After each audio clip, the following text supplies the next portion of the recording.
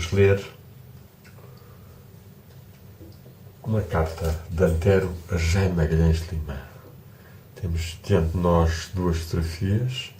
À esquerda, Antero é jovem, uma fotografia pouco conhecida, e à direita, Jaime Magalhães de Lima. Mais novo do que Antero, só nos chegaram 10 cartas, e contudo são tão importantes que vale a pena ler uma delas. Escrita já no ano de 1886, pouco depois de Antero ter publicado os seus sonetos. É enviada de Vila de Conde, no dia 13 de outubro, e diz-nos assim: Meu caro Magalhães de Lima, consinta-me este tratamento familiar e deixemos as excelências para aqueles com quem não temos outra comunhão, senão a de pertencermos à mesma sociedade em geral, muito em geral. O seu escrito sobre os meus sonetos causou-me verdadeira satisfação, por ver que a unidade moral e a vida íntima, que fazem com que a meus olhos aquela coleção de versos seja mais do que uma coleção, existe de facto, pois assim é tão bem percebida e compreendida por uma pessoa desprevenida. Magalhães de Lima. Hesitei por algum tempo em publicar aquela coleção justamente por ter dúvidas sobre este ponto. Receava que não se sentisse ali distintamente a evolução de um espírito que procura ansiosamente e quase freneticamente a razão de ser da sua existência. Nem se destacassem suficientemente as soluções mentais, morais, sentimentais, que fecharam para mim o círculo da ansiedade e agitação do espírito. Com efeito, se o livrinho não fosse isso e não dissesse isso, seria nada. Uma coleção de versos mais ou menos bem feitos. E na minha idade, e com o meu feitio, parecia-me indecoroso vir a exibir-me ao público com uma corbata de ritmas. A opinião de 2 ou 3 amigos, em cujas mãos pus a resolução das minhas dúvidas, sossegou-me o suficiente para me resolver a publicar. Entretanto, podiam estar mais ou menos prevenidos, o que não sucede com o meu amigo, e por isso me causou verdadeira satisfação ver como encarou o meu livrinho pelo lado, para mim, único, verdadeiramente importante.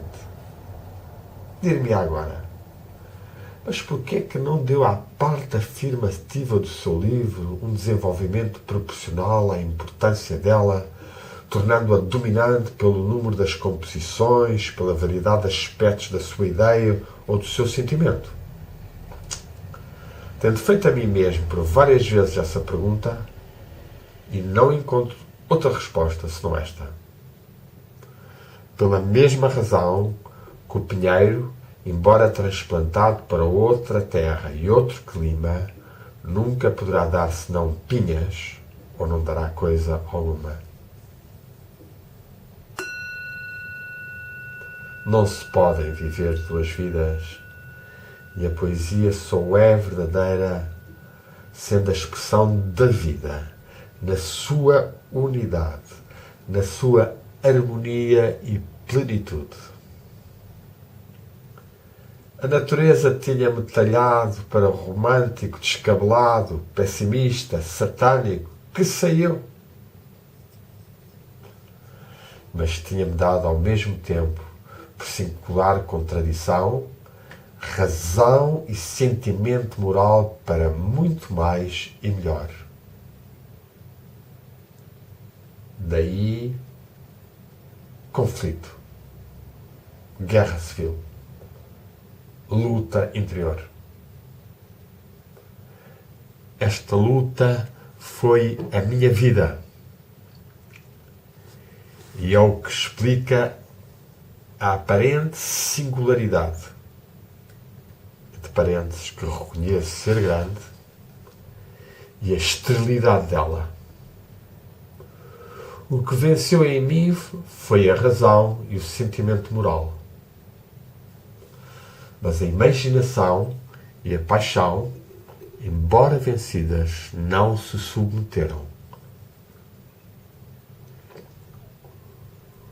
Ora, não é a razão, mas a imaginação e a paixão que fazem o poeta.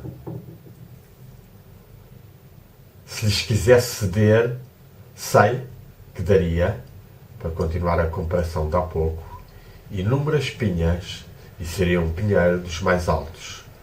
Mas não quero. E na impossibilidade de dar outros frutos senão aqueles amargosos e ricinosos, tenho de me tornar voluntariamente estéril. E com efeito, podemos aqui dizer, Antero, depois de ter publicado os sonetos, em 86, não escreveu mais poesias e considerou encerrada essa sua faceta. Os últimos 20 sonetos do meu livrinho são uma coisa nova. A nota cristalina de uma nova poesia. Da verdadeira poesia, ouso dizê-lo, entre parênteses, do futuro.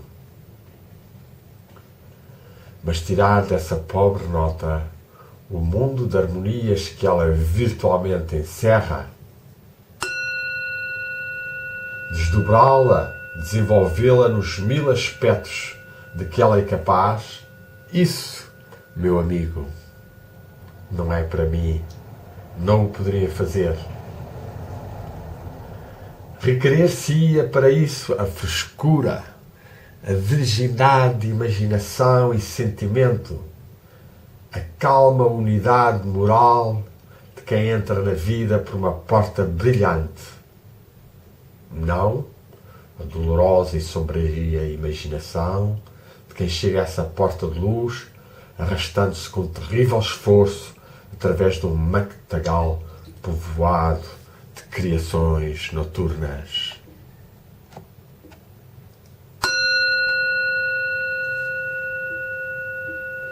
Para mim, amigo, essa porta luminosa não pode ser agora senão a porta de saída. E já não é pouco. Outros virão, cheios de uma vida fresca e ágil, receberão sem esforço o tesouro do novo idealismo, tão dolorosamente desentranhado das profundezas da razão por nós próprios, seus antecessores.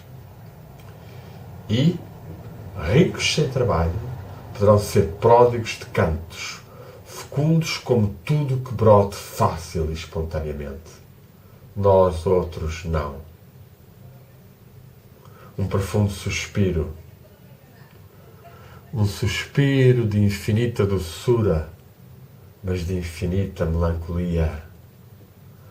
Eis todo o nosso canto. Creio que foi isso que o impressionou em algum dos meus sonetos. Com efeito, é tudo quanto ali há de adorável. E adeus, creia-me, seu muito amigo, Antero de Quental. Ora, este belíssimo poema em prosa que é testemunhado por este escrito em forma de carta mostra-nos que a capacidade de paixão e de imaginação ainda existia em Antero, ainda que enfraquecida, ainda que consciente de que já não poderia tanger tantas criatividades poéticas aos níveis espirituais e harmoniosos que, de certo modo, intuíra e vira um pouco ao de longe e que melancolicamente transmite como rebentos aos que virão depois e que não terão como ele e dentro dele a batalha imensa que ele e a sua geração e outras atravessaram entre os dados da realidade fornecidos pela ciência e pela religião e pelo cotidiano e as suas aspirações de mudança e de transformação, e que, segundo Antero, na sua própria natureza, já vinham marcadas numa natureza romântica, descabelado, pessimista e satânico.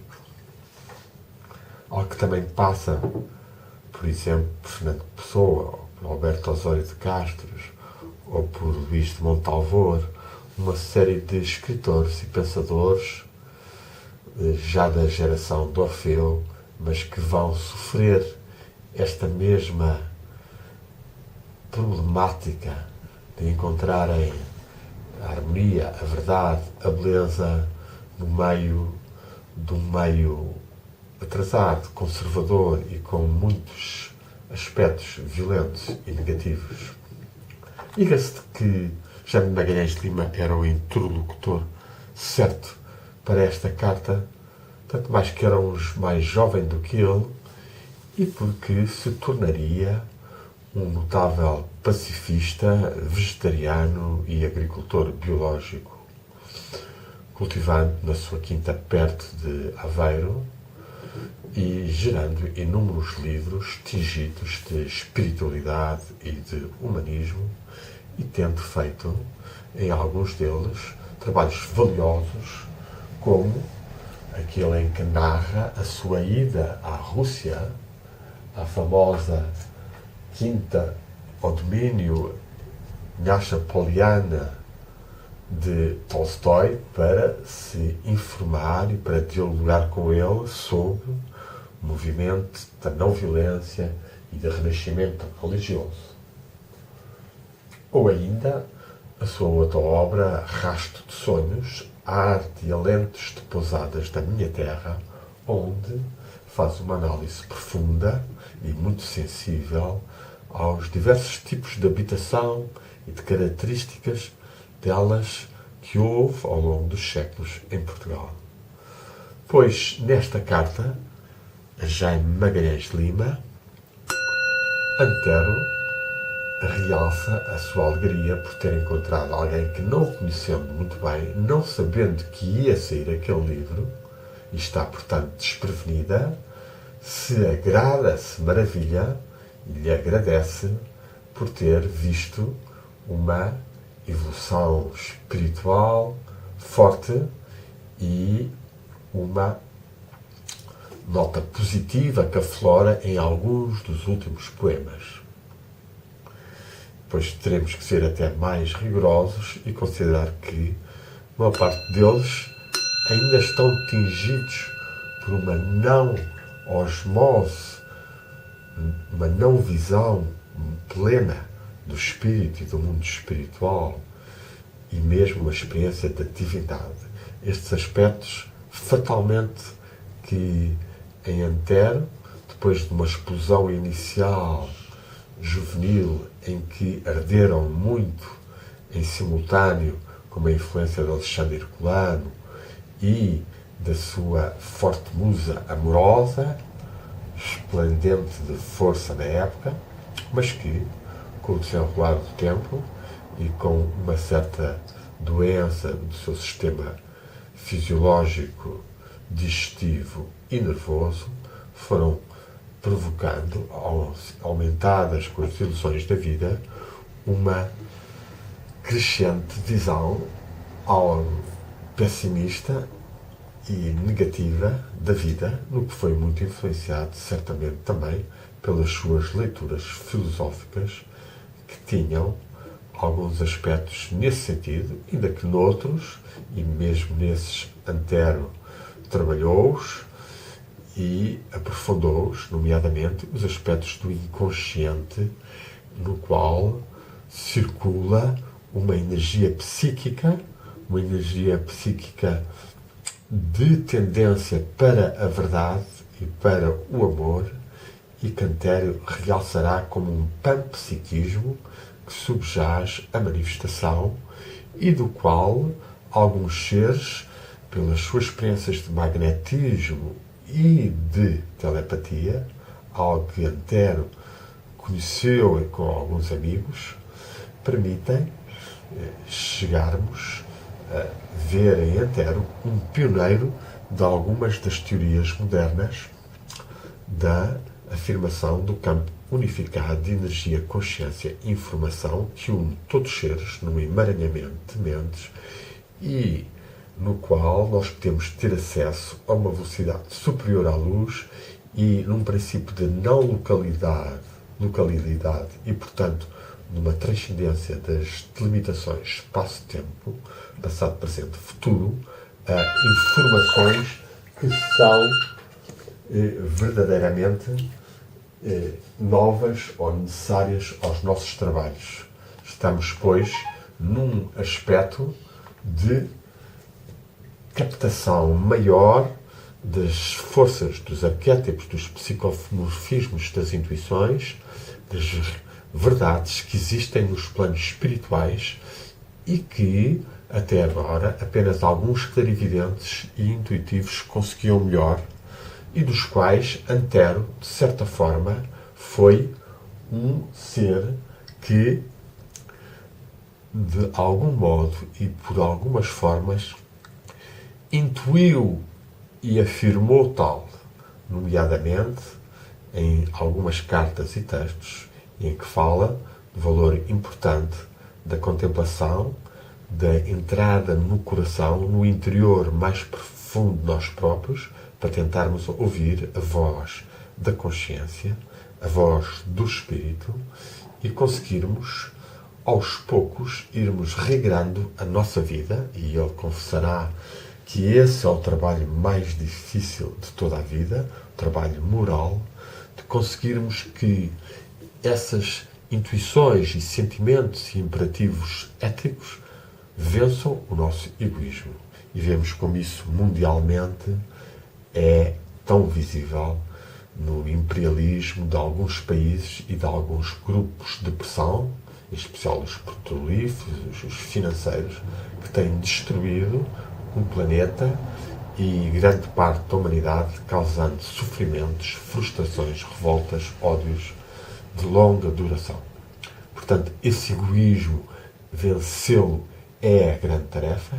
Antério tentou e foi vencendo na sua vida, dedicando-se até à educação, ao desenvolvimento dos seus sentimentos e conhecimentos pedagógicos com as duas filhas do seu amigo Germana Meireles, que tinha morrido, que deixara a sua mulher, que ele acolheu em Vila de Conde e que pouco depois morreu, e, sobretudo, na pedagogia das cartas em que ele age poderosamente como um verbo sábio, uma palavra inspirada nas profundezas de si próprio e que se dirige ao melhor de cada ser. É por isso que devemos, volta e meia, ler Antério e aqui vê-lo comemorado na sua amizade a Jaime Magalhães de Lima, um discípulo de Tolstói, um vegetariano, um agricultor biológico, um pacifista, um não violento e como Antério um espiritualista. Que eles nos inspirem, luz e amor, luz e amor. Amém.